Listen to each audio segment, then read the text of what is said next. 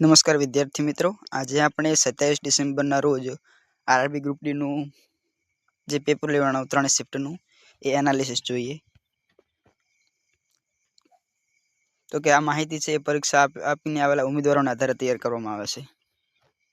વિશ્લેષણ જોઈએ તો કે આજના પેપરનું લેવલ એકંદરે સરળથી મધ્યમ રહ્યું હતું.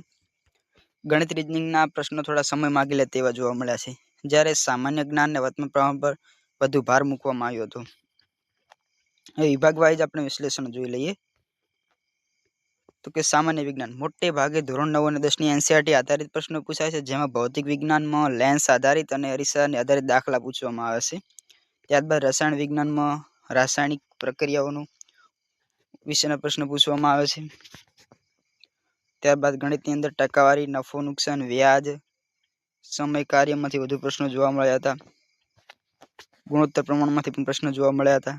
ત્યારબાદ રીઝનિંગની વાત કરીએ તો સિટિંગ એરેન્જમેન્ટ, પઝલ ખૂબ લાંબી હતી. કોડિંગ, ડીકોડિંગ, દિશા સૂચકના પ્રશ્નો સરળ હતા. ત્યારબાદ સામાન્ય જ્ઞાનની અંદર જોઈએ તો કે 8 થી 10 મહિનાનું કરંટ અફેર, સ્પોર્ટ્સ, બંધારણ આધારિત પ્રશ્નો પૂછવામાં આવ્યા હતા. તો કે નેગેટિવ માર્કિંગ હોય છે, જેથી ખોટા જવાબ આપશો તો તમે 1/3 કપાશે, જેથી વધુ પડતા અંદાજ ન લગાવવાને, જે સાચા હોય તે જ જવાબો આપવા.